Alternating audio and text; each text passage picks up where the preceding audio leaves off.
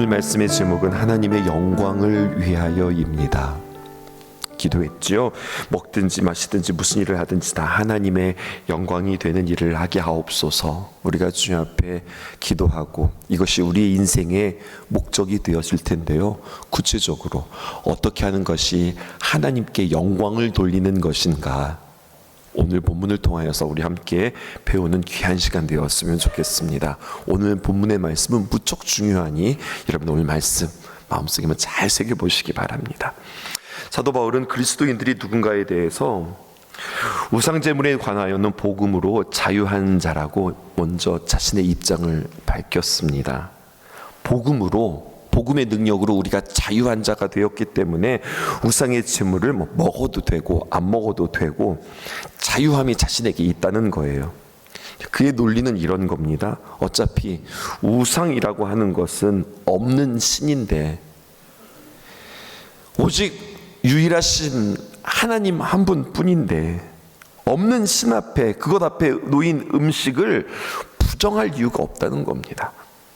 그런데 사도 바울은 거기서 끝나지 않고 다음 단계로 넘어가죠. 그렇게 자신이 이 우상의 음식에 대해서 자유하지만 혹시 믿음이 약한 자들이 이 모습을 보고 나쁜 영향을 받을지 모르니 그러한 여지가 조금이라도 있다면 그는 제가 만든 말입니다. 덕을 세우는 일을 위해서라면 내가 아예 그것들을 입에 대지도 않겠다라고 이야기하는 거예요. 그러한 여지가 조금이라도 있다면 자신은 아예 그 음식 자체를 먹지 않겠다, 이렇게 신앙의 기준을 제시하면서 오늘 본문이 시작되는 겁니다.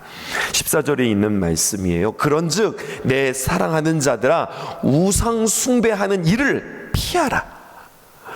우상 숭배의 음식뿐만 아니라 우상 숭배 자체를 피하라고 이야기하는 거죠. 만약 오늘 본문까지 가지 않았다면 고린도 교회 교인들은 어떻게 생각했는가? 사도 바울이 그냥 자신의 기준인 신앙만을 이야기했다면 고린도 교회 교인들은 반응을 아마 이렇게 했을 거예요. 그래, 우상은 원래 없는 거니까 우상의 제물을 먹는 거 그거 자유할 수 있어. 우리도 그렇게 자유할 수 있지. 바울은 믿음이 약한 자를 위하여서 그는 덕을 세우기 위해서 안 먹는다. 그것도 맞지만 굳이 우리는 사도도 아니고 또 내 주변에는 믿음이 약한 자들도 없고 또 나 스스로도 흔들리거나 혹은 나쁜 영향을 받을 사람이 아니고 또 그런 사람도 없으니 그냥 나는 먹는 거 선택하면서 자유하겠다 생각하는 무리들도 있을 거라고 하는 것을 사도 바울이 알았던 거예요. 그래서 아예 그냥 싹둑 잘라서 정확하게 이야기해 줍니다. 절대적으로 명합니다. 아주 구체적인 규정을 제시하고 이 틀을 지켜라, 지금 이렇게 이야기하는 겁니다. 15절에 있는 말씀 함께 읽읍시다. 시작. 나는 지혜 있는 자들에게 말함과 같이 하노니 너희는 내가 이르는 말을 스스로 판단하라. 여기서 지혜 있는 자들, 이것은 바로 누구를 이야기하느냐? 고린도 교회 교인들뿐만 아니라 그 당시 사람들을 이야기합니다. 고린도, 그리스에 있는 그 도시는 철학이 발달한 그 도시였고 그곳에 사는 사람들 자기 철학이나 자기 신앙의 관점으로, 자기의 신앙관으로 마음대로 자유롭게 탄력 있게 신앙을 지킬 수 있다고 여기는, 자칭 똑똑하다고 여기는 그들에게 내가 이르는 말을 스스로 판단하라. 이 말은 무슨 말이냐면 너희들 나름대로 지혜롭다고 생각하는 것으로 그렇게 너희들 스스로 정리하지 말고 내 말을 따르라, 이렇게 이야기하는 겁니다. 그것이 무엇일까요? 16절에서 20절 우리 집중해서 읽어볼게요. 우리가 축복하는 바 축복의 자는 그리스도의 피가 참여함이 아니며 우리가 떼는 떡은 그리스도의 몸에 참여함이 아니냐. 잠시만요. 이 말씀 우리는 성찬을 나눌 때 함께 나누는 말씀이죠. 지금 성찬을 이야기한다고요. 어떻게 이것이 갑자기 성찬이 들어왔는지 생각하면서 읽어보실게요. 17절입니다. 시작. 떡이 하나요 많은 우리가 한 몸이니 이는 우리가 다 한 떡에 참여함이라. 육신을 따라 난 이스라엘을 보라. 제물을 먹는 자들이 제단에 참여하는 자들이 아니냐. 그런즉 내가 무엇을 말하느냐? 우상의 제물은 무엇이며 우상은 무엇이냐? 무릇 이방인이 제사하는 것은 귀신에게 하는 것이요 하나님께 제사하는 것이 아니니 나는 너희가 귀신과 교제하는 자가 되기를 원하지 아니하노라. 이렇게 이야기합니다. 자, 논리를 보실게요. 너희는 우상의 제물을 안 먹고 더 나아가 아예 우상을 섬기는 자리에 나아가지 마라. 이 말이 무엇을 뜻하는지 알아라는 거예요. 그냥 가지 마라, 먹지 마라. 그러니까 그래, 안 먹어, 안 가. 왜? 우리 사도 바울이 가지 말라고 그랬어. 이게 아니라는 거예요.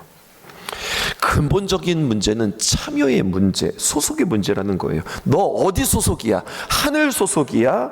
이 세상 소속이야? 이것은 자기가 가진 얄팍한 지혜로 융통성 있게 이래도 될 자유, 저래도 될 자유, 자유로 왔다 갔다 할 수 있는 문제가 아니라는 거예요. 그러면서 성찬을 이야기하는 겁니다. 성찬을 대한다, 그냥 떡과 잔에 참여하는 것은 무엇과 같으냐? 그리스도에 참여하는 것, 내가 그리스도께 소속되어지는 것. 마찬가지로 우상에 참여하는 것은 소속에 대한 결정이라는 거예요. 소속은 둘 중에 하나라는 겁니다. 그리스도에게 속할 것인가, 그리고 귀신에게 속할 것인가. 처음에는 자기 기준의 신앙을 소개하는 정도였던 것 같지만 이제 분명히 선포하는 겁니다. 우상 자체를 피하라. 이것뿐만 아니라 내 소속은 어디냐, 이것을 피함으로 말미암아 너의 소속이 무엇인지 정확하게 증명하라고 하는 겁니다. 이 성찬으로 인하여서 우상에 먹는 제물 이거 안 먹어, 이게 아니라 우리 뭐 먹고 살지? 우리는 성찬을 대하는 자들이잖아. 이것은 그리스도께 분명히 소속된 구원받은 백성이라고 하는 것을 지금 강하게 이끌고 있는 겁니다. 적용해 볼까요? 여러분, 우리 자신들에 대해서 이야기해 보십시다. 우리가 살아가다 보면은요, 두 가지입니다.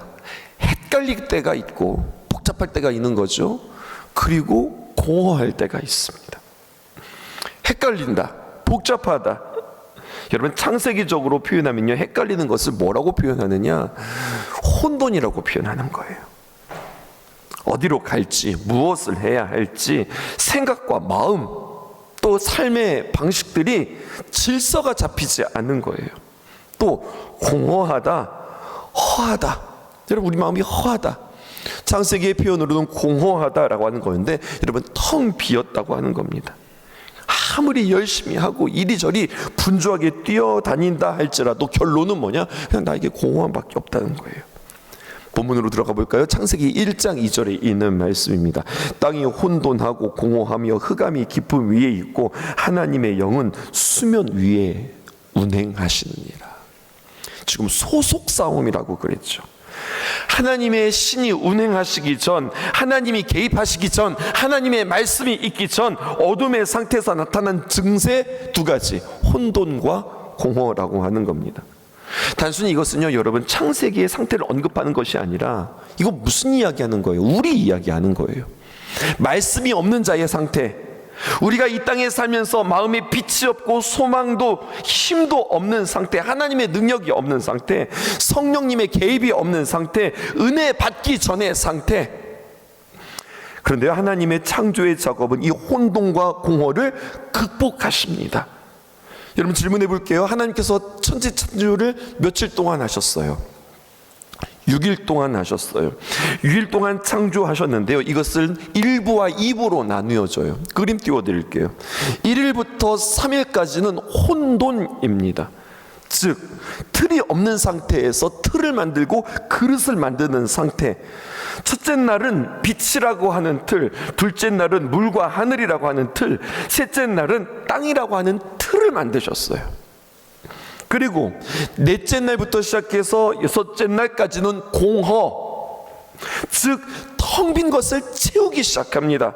넷째 날은 첫째 날 만든 빛이라고 하는 그 틀에 채울 내용으로 해와 달과 별을 만드셨고, 다섯째 날은 둘째 날에 만든 물과 하늘이라고 하는 그 그릇, 그 틀 안에 채울 내용으로 물고기와 새를 만드셨고, 여섯째 날은 그 식당 위에 식물이라고 하는 틀 안에 채울 정도로 사람과 동물을 만드셨다는 이야기예요. 처음 3일은 혼돈, 즉 틀이 없는 세계를 극복한 창조이고, 마지막 3일은 공허, 즉 아무것도 없는 텅 빈 곳을 채우는 그러한 창조 작업이라고 이야기해요. 목사님 왜 갑자기 고린도전서 이야기다 창세기를 이야기해요? 잘 들어보세요. 하나님의 사역, 하나님께 영광 돌려드리는 것은 무엇인가? 틀을 세우고 내용을 세우고 또 그 세우고 채우는 이야기들이 결국 우리의 신앙이라고 하는 이야기예요. 하나님께서 우리를 향하여서 마찬가지로 틀을 만드시고 그리고 채우기를 원하세요. 그리고 우리의 신앙은 그 하나님의 귀한 사역을 깨닫고 그 주님의 사역에 함께 동참할 줄 알아야 합니다. 구체적으로 이야기해 볼까요? 여러분, 우리가 예배 가운데 하나님의 귀한 말씀을 듣고 은혜를 받았다면 그냥 그 은혜 받는 사건이 그냥 익숙하게 매번 은혜 잘 받았다, 오늘도 은혜 받았다로 끝나면 안 된다는 거예요. 이것은 신앙이 아니라는 거예요. 은혜는 항상 처음에는 추상 속에 늘 마음과 심령 속에 머뭅니다. 그런데 그 안에 구체적인 틀로 세워지지 않으면 문 밖에 나가자마자 그 은혜는 그냥 다 날아가 버리는 거예요. 그 예배가 아무것도 아니게 되어져 버리는 거예요. 주일을 지킵니다. 주일이라고 정해진 시간에 주 안에 안식하며 성전에 나와 예배라고 하는 틀, 형식을 세우는 겁니다. 뭐 극단적인 예라고 이야기할 수 있겠지만 이럴 수도 있어요. 나 하나님 믿는 사람이야, 나 하나님의 자녀야, 복음의 자유함이 있어. 근데 굳이 뭐 힘들게 교회에 나가서 예배 드릴 필요가 있나? 집에서 온라인을 통해서 설교 들으면서 예배 드려도 되는 거 아닌가? 행동이 중요한가? 마음이 중요하지? 여러분 주장할 수 있을까요? 여러분, 그럴 수 있다가 아니라 이것은 완전히 틀린 신앙입니다. 그렇게 생각하는 것은 절대 맞지 않습니다. 앞에서 뭐라고 말씀드렸죠? 신앙이라고 하는 것은 틀, 형식을 만들고 그 안에 무엇으로 채울까를 고민하는 모습, 이것이 진정한 예배자의 태도요, 그것을 통하여서 하나님 앞에 영광을 돌려드리는 거예요. 우리에게 은혜가 있어요. 내가 은혜를 받았어요. 그러면 나는 이것을 어떻게 구체화할 것인가? 그래, 오늘 말씀을 드리니까 기도해야 되겠네. 내가 기도해야 되겠다. 내가 열심히 기도해야 되겠다. 마음만 품고 나 기도해야 되겠다 각오하는 것이 아니라 구체적으로 그 틀 안에 내용을 담고 각오를 해야 되는 겁니다. 기도해야 되겠네. 어떻게? 내가 새벽 제단을 다시 쌓아야 되겠다. 내가 예배에 정말 승리해야 되겠다. 어떻게? 3대 예배, 주일 예배, 주일 저녁 예배, 수요 예배, 내가 이것만 빠뜨리지 않고 내가 주님 앞에 예배 드린다. 정확하게 원칙을 세우는 거예요. 그렇게 받은 은혜와 동시에 구체적으로 계획하고 결단할 수 있어야 됩니다. 자기 믿음이 연약하더라도 연약하다면 그 연약한 수준에 맞게 아주 작게부터 기초적인 틀을 만들고 그 안에 내용을 채우는 겁니다. 저 스스로도 이렇게 이야기해 보는 거예요. 열심히 기도하자, 내가 늘 기도하자, 항상 기도하자, 뭐 이것도 좋지만 나 스스로에게는 눈 뜨고 눈 감기 전에 구체적으로 난 이걸 기도해야 되겠다, 이렇게 마음 먹는 거죠. 잠에서 일어나자마자 뭐 한 10초에서 15초 되지만 그때 나는 기도하면서 일어나고, 또 잠자면서도 내가 짧게 주님 앞에 기도하고 잠자고. 이것만으로도 내용을 채우는 게 아니고 그럼 어떻게 짧게 기도할 텐데. 이렇게 하나님 감사합니다. 죄와 허물로 부족한 죄인지만 그런 나를 십자가의 보혈로 씻으시고 성령 충만으로 채우시고 오늘도 하나님이 사용하시는 하루가 되게 하옵시고 주님을 잊어버리지 않게 하옵소서. 아주 구체적으로 5가지 기도의 감사와 또 죄의 고백과 십자가와 성령 사모함과 사명 감당함과 그리고 주님과의 친밀함, 이 구체적인 것들을 내가 하나님 앞에 내가 날마다 기도해야지. 일어나면서도 기도하고 잠자면서도 기도해야지. 은혜가 있다면 추상적인 감동에서 끝나지 말고 구체적인 실천, 마음이 움직였다면, 몸이 행동한다면 구체적인 실천이 있어야 된다는 거예요. 그게 신앙입니다. 자기 안에 받은 은혜들을 구체화하는 훈련들이 필요한 거예요. 오늘 고린도 교인들이 이 말씀을 듣고 그들은 결단합니다. 나는 결코 우상 숭배하는 그 음식을 먹지 않으리라. 나는 우상 숭배하는 자리에 가지 않으리라. 나는 오히려 우상의 음식을 먹는 것이 아니라 나는 성찬을 대하며 나는 주님과 연합한 자가 되리라, 이렇게 고백하는 거죠. 또 한 가지, 마지막으로 하나님 앞에 영광을 돌려드리는 것은 무엇이냐? 틀과 내용을 채우는 것이 우리의 신앙이라고 한다면 더 중요한 거예요. 뭘 위해서 그렇게 하느냐라고 한다면 한 단계 더, 우리의 영적 승리가 우리의 신앙이라고 하는 이야기입니다. 십자가의 능력 중에 하나는 사마귀를 밟아 그리고 무찌르는 능력입니다. 사마귀 뭐라고 그랬어요? 사탄, 마귀, 귀신. 십자가의 능력은 이것들을 밟아버리는 능력입니다. 십자가가 우리 안에 있다면 넉넉히 승리할 수 있습니다. 우리 안에는 딱 하나만의 보좌가 있어야 돼요. 그분만이 앉을 보좌가 있어야 합니다.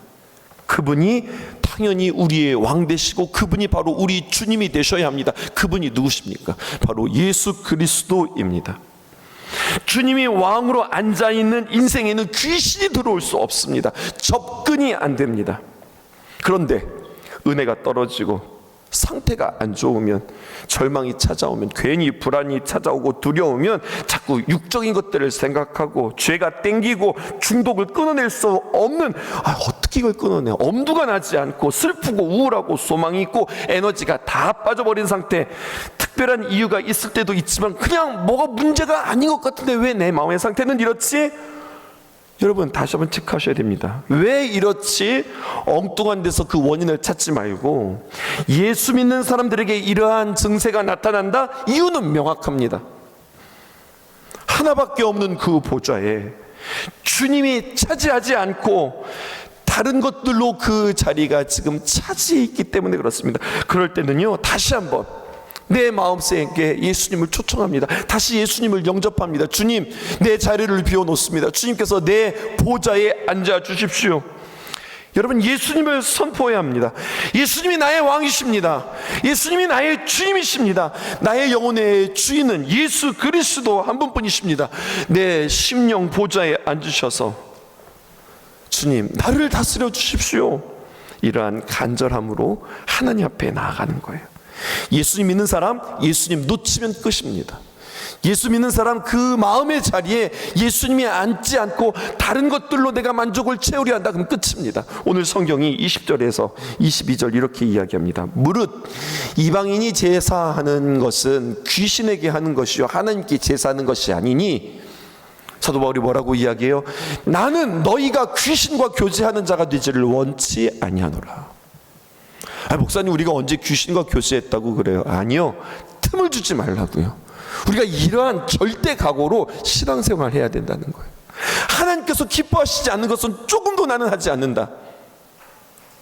하나님께서 기뻐하시지 않는 것, 하나님 앞에서 부끄러운 것, 나는 이것은 조금도 나는 행하지 않는다.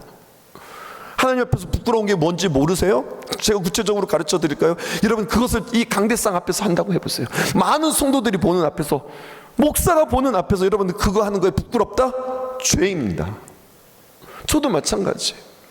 내가 무언가를 할 때 성도들 앞에서 이게 부끄러운 일이다, 그럼 그것은 하나님 앞에 영광이 되어지지 않은 겁니다. 그럼 그것은 나 안 한다. 어디서 홀짝거리냐? 나 그런 거 안 한다. 어디를 그렇게 돌아다니냐? 나 그거 하지 않는다. 무엇에 그렇게 중독되어 있느냐? 나 그거 하지 않는다. 내가 무엇을 그렇게 즐겨 말하느냐? 나 그거 하지 않는다. 이러한 신앙으로 주님 앞에 내가 철저히 나아갈 때에 목사님 어떻게 그렇게 힘들게 살아가요? 아니요, 그렇게 살아가면서 주님께서 내 안에 주시는 능력과 에너지와 힘과 평안과 그 퓨어함, 그 깨끗함을 여러분 맛보시면서 살아가시라고요. 오늘 앞에서 16절입니다. 사도 바울이 성찬을 언급했지요. 이 성찬은 무엇입니까? 예수 그리스도의 자기의 살과 피를 나누는 것을 통하여서 우리가 예수 그리스도를 내 안에 모시고, 더 성경적으로 말하면 예수 그리스도와 함께 하나 되어지는 사건이라고 그랬어요. 성찬의 목적은 주님 나의 죄를 씻어주세요가 아니에요. 내가 주님과 함께 연합한 자가 된다, 성찬에 참여한 자가 된다, 내가 주님 앞에 다시 수속된 자가 되어진다. 그러니까 성찬은 개인적으로 죄를 씻는 의식이기도 하지만 그것으로 끝나면 안 되는 거예요. 동시에 공동체가 함께 성찬을 함으로써 예수 그리스도의 죽음에 참여하고 주님 앞에서 우리도 동시에 죽음으로써 하나 되어지는 것, 이게 성찬이라고 하는 거죠. 죄사함 받고 그리스도와 연합한 우리는 누구입니까? 그리스도와 함께 승리한 자입니다. 끝까지 승리, 최후 승리한 우리들입니다. 여러분, 예수님이 어떻게 승리하셨어요? 예수님께서 십자가에서 자신이 죽으심으로 승리하셨습니다. 우리가 예수님보다 센 사람들이에요? 우리가 예수님보다 강한 자들이에요? 예수님이 어떻게 승리하셨다고요? 십자가에서 죽으심으로 승리하셨다고요. 그럼 우리도 어떻게 승리해야 할까요? 우리는 무슨 자신감으로 자기 죽음으로 참여하지 못하고 타협하고 계산하고 따지고, 여러분, 그러한 경우의 숫자들을 우리는 생각할까요? 자기가 더 똑똑하고 알량한 지식과 지혜로 인하여서 귀신과 타협하는 자리, 대화하며 귀신과 교제하는 자리, 나 스스로 합리화하는 자리, 나는 하나님을 믿는데 뭐 어때? 라고 나 스스로 나 자신을 과신하는 그러한 마음이 바로 마귀에게 틈을 주는 것이라는 겁니다. 예수님과 함께 연합하려고 한다. 예수님처럼 자기 자신을 부인하고 철저하게 자기 자신을 십자가에 못 박아야 그리스도와 함께 승리하는 자가 되어진다고요. 말씀 읽고 마치십시다. 누가복음 10장 18절에서 19절. 예수께서 이르시되 사탄이 하늘에서 번개같이 떨어지는 것을 내가 보았노라. 19절. 내가 너희에게 뱀과 전갈을 밟으며 원수의 모든 능력을 제어할 권세를 주었으니 너희를 해할 자가 없으리라. 사랑하는 성도 여러분, 두려워하지 마십시다. 여러분이 주님 안에서 자기를 죽여 성찬에 참여하고 그리스도에 참여하는 순간 여러분들을 괴롭게 하는 귀신과 악한 세력은 무조건 떠나가게 되어 있습니다. 우리가 밟아버릴 수 있습니다. 오늘 이 새벽에 그렇게 기도했으면 좋겠습니다. 주님, 내가 죽음으로, 내가 생명 다해서 죽는 것이 아니라 십자가를 통해서 내가 죽는 것을 통하여서 내게 붙어있는 귀신들이 다 죽어버리기를 원합니다. 아프게 하는 것, 슬프게 하는 것, 속상하게 하는 것, 우울하게 하는 것, 괴롭게 하는 것, 모든 고난들, 내가 그리스도와 함께 죽음으로 말미암아 나에게 붙어있는 모든 귀신들 다 죽어버리게 하시고 나는 예수님 때문에, 예수님으로 인하여서 살기를 원합니다. 이제는 내가 사는 것이 아니라 내 안에 계신 주님께서 사시는 것입니다. 이것을 말로만 하는 것이 아니라 실감나게 하시고, 여러분, 이것을 가지고 실감나게 기도할 수 있기를 바랍니다. 내가 사는 게 아니라 주님만 사는 것이라고, 정말 이것이 내 안에 소망이 있기를 원하고, 주님, 이것이 나에게 확신시켜 주세요. 억울함도 죽이게 하시고, 속상함도 죽이게 하시고, 미움도 분노도 그 자체도 완전히 죽여주시고, 오직 주님만이 내 안에서 살게 하옵소서. 이렇게 기도하며 주님께서 주시는 그 평안을 맛볼 때 내가 하나님 앞에 영광 돌려드리는 겁니다. 하나님께 영광 돌려드리는 삶 두 가지. 첫 번째, 하나님의 영광을 위하여 우리는 성령님의 귀한 감동에 따라 틀을 만들고 구체적인 내용을 채우는 신앙으로, 혼돈과 공허 가운데 우리는 틀과 하나님의 기뻐하시는 것들을 채움으로 우리는 신앙생활함으로 하나님 앞에 영광 돌려드린다. 또 하나님의 영광을 위하여서 우리는 성찬에 참여하고 연합함으로 말미암아 성찬식만 기다리는 게 아니에요. 그 시간을 통해서 우리는 다시 한번 확인할 뿐만 아니라 매 순간 주님 앞에 나와서 오늘도 예수님을 내 안에 초청합니다. 예수님을 내 안에 모십니다. 나는 죽고 오늘도 주님께서 내 안에 사십니다. 주님, 내가 세상의 기쁨과 세상의 만족으로 살아가는 것이 아니라 주님이 주시는 만족과 그 평안과 그 능력으로 내가 만족하면서 살아가겠습니다. 여러분, 이 고백, 이 영접, 이 승리로 주님 앞에 살아가는 자, 주님께서 기뻐하시는 영광스러운 자라는 겁니다. 어설프게 살아가지 마십시다. 우리가 각오하고 또 넘어진다 하더라도 나는 치열하게, 오늘도 주님의 말씀으로 난 적당성이 아니라 절대적으로 주님께서 기뻐하시는 일들만 선택하면서 살아가기를 원하고, 그 힘 주세요, 그리고 그 기쁨 주세요, 기도하는 저와 여러분 되기를 주님의 이름으로 축복합니다. 기도하겠습니다. 주 예수보다 더 귀한 것은 없네. 이 세상 부귀와